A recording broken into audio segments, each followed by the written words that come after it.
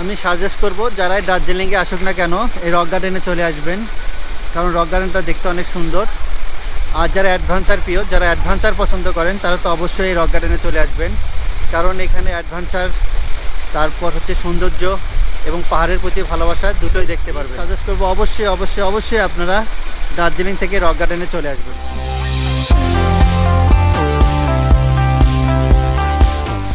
পাহাড়কে ভালোবাসতে হলে পাহাড়ে আসতে হবে, ঝর্ণাকে ভালোবাসতে হলে ঝর্ণায় আসতে হবে, তবে প্রকৃত ভালোবাসা, প্রকৃতির প্রতি যে ভালোবাসা তা বুঝতে পারবেন এখানে আসলে। আসলে লোকালয় থেকে, কর্মব্যস্ততায় থেকে পাহাড়ের ভালোবাসা, ঝর্ণার ভালোবাসা, পাহাড়কে ভালোবাসতে হলে মাঝে মধ্যে পাহাড়ে আসতে হবে। আর অবশ্যই ভ্রমণ করতে হবে। অনেক টাকা থাকতে পারে কিন্তু সময় নাই। এখন যেহেতু সময় আছে এখন চলে আসুন। টাকা একদিন হবে কিন্তু এই সময়, এই ভালোবাসা পাহাড়ের, এই পাহাড়ের কাছে আসা হয়তো বা আপনার হয়ে উঠবে না। সুতরাং আপনারা চলে আসুন, একবার স্থির করুন আমি পাহাড়ে যাব, পাহাড়ে আসতে পারবেন। টাকা নট ফ্যাক্ট, টাকা অটোমেটিক হয়ে যাবে। শুধু দরকার মানসিকতা, মন মানসিকতা, ইচ্ছা শক্তি। একবার বেড়ে পড়ুন, আপনাকে ভ্রমণ নেশা করে ফেলবে। আপনাকে প্রতি বছরে কোনো না কোনো ভ্রমণে যেতে ইচ্ছা করবে, কোথাও না কোথাও যেতে ইচ্ছা করবে। জাস্ট একবার বেড়ে আসুন। দেখেন দিদি, উনি দীঘা থেকে আসছে, ভ্রমণ প্রিয় না। আপনাদেরকে ভ্রমণ করতে হবে। যদি আপনার ভ্রমণ না করেন তাহলে প্রকৃতির কাছে আসতে পারবেন না, পাহাড়কে ভালোবাসতে পারবেন না। পাহাড় সত্যি এটা অসাধারণ, অসাধারণ, এটা অসাধারণ। ঠেকে গেল আজকে। সময় আপনারা পাবেন, শুধু ইচ্ছা শক্তির দরকার এই ভ্রমণের জন্য। দিদি, শুধু ইচ্ছা শক্তির দরকার, হ্যাঁ অবশ্যই। না টাকা নট ফ্যাক্ট, নট না টাইমও নট ফ্যাক্ট, শুধু ইচ্ছা শক্তি। আপনারা একবার ভ্রমণে বাড়ান, দেখবেন প্রতি বছর আপনাকে ভ্রমণ নেশা হয়ে যাবে।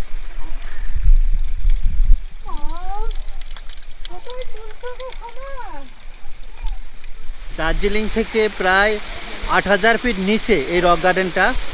আমরা রক গার্ডেনে এসেছি, ঝর্ণার পানি পাইছি। দেখা যাক কতটা উপরে ওঠা যায়, তবে উপরে ওঠার জন্য অনেক সুব্যবস্থা আছে।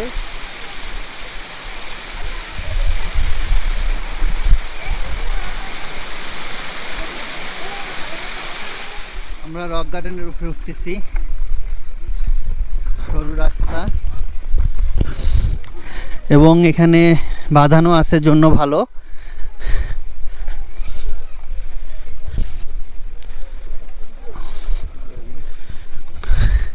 আর কত উপরে উঠতে হবে জানি না, তবে একটা দেখি, ও সুন্দর পাহাড়, একদম সবুজ। আমরা পাহাড়ের মাঝখানে মনে হচ্ছে।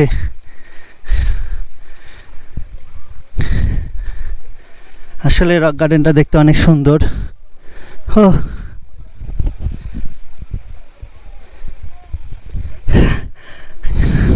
কামিং।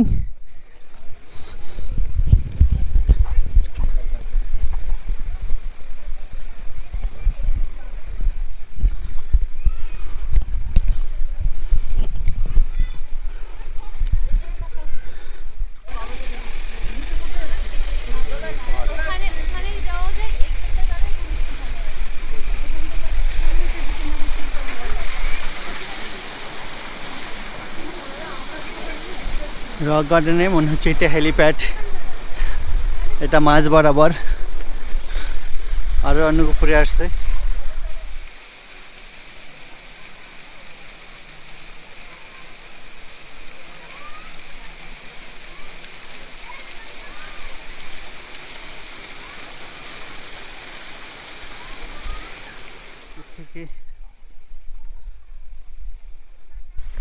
অনেক উঁচু, স্টেপ বাই স্টেপ ব্রিজের মতো করে দিয়েছে এক পাশ থেকে আরেক পাশে যাওয়ার জন্য। দেখা যাচ্ছে একদম হাঁপিয়ে গেছি। একটু আগে আমরা এটা ছবি উঠাইলাম, এখন এই ঝর্ণার উপরেই আমরা চলে এসেছি। আর যে কত উপরে উঠতে হবে, ওয়াও।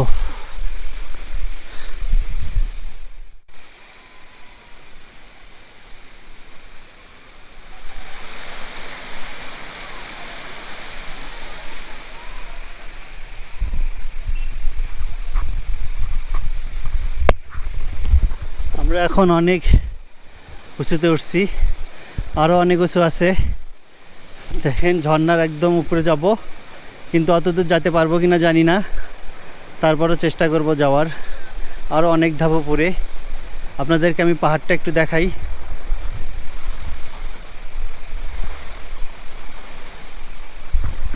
অনেক, একদম পাহাড়ের মাঝখানে আমরা, চারপাশে পাহাড়, মাঝখানে আমরা। আর পাহাড়ের এই সাইডটা থেকে ঝর্ণার পানি বের হয়ে আসতেছে, এই সাইডটা থেকে ঝর্ণার পানি। এই যে ফেব্রুয়ারি মাসেও যে ঝর্ণার পানি থাকবে আশ্চর্যজনক ব্যাপার। বর্ষাকালে এখানেও দাঁড়িয়ে থাকা যায় না, এখানে একদম পানি দিয়ে ভরে যায়, ঝর্ণার পানির বেগ দ্রুত বেড়ে যায়। আপনারা দেখেন কত সুন্দর পাহাড়।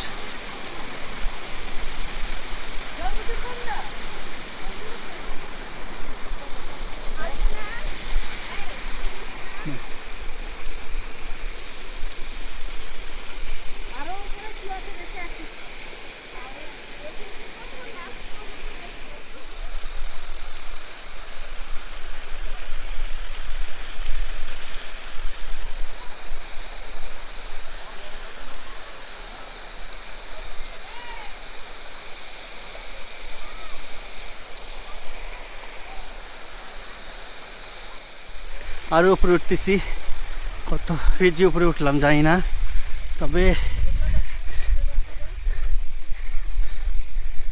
নিচটাই দেখেন। তবে অনেক এনার্জি নিয়ে আসতে হবে এখানে, যাদের এনার্জি লেস, দুর্বল, আমি বলবো তাদেরকে না ওঠাই ভালো।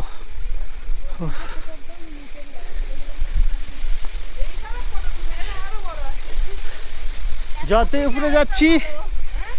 উপরে যাচ্ছি, ততই অনেক সুন্দর সুন্দর ভিউ পাচ্ছি। মনে হচ্ছে এখান থেকে মনে হয় শেষ, কিন্তু না, এখান থেকে আবার শুরু। অনেক সুন্দর ভিউ। এই যে আমার পার্টনার, ট্রাভেল পার্টনার যাচ্ছে। ঝর্ণা এবং পাহাড় দেখলে সে ঠিক থাকতে পারে না। সে আমার থেকেও মনে হয় ঝর্ণাকে ভালোবাসে, পাহাড়কে ভালোবাসে, কিন্তু ঠান্ডাকে ভালোবাসে না।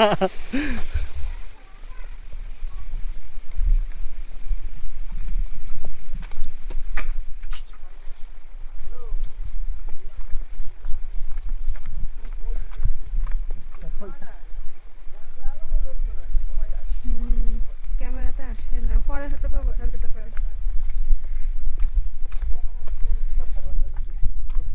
নেমে যাওয়ার রাস্তাটা অনেক খারাপ, বাট আশেপাশের দৃশ্যটা অসম্ভব সুন্দর। ক্যামেরাতে আসছে না, বাট রিয়েল চোখে এতটা 50% সৌন্দর্য ক্যামেরায় আসছে না।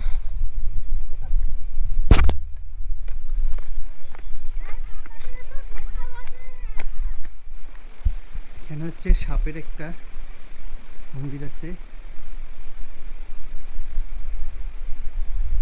বাবা ভয় লাগতেছে, এখানে সাপের মন্দির, দুটো সাপ একদম বড় হবে, একদম ফানা তুলে আছে।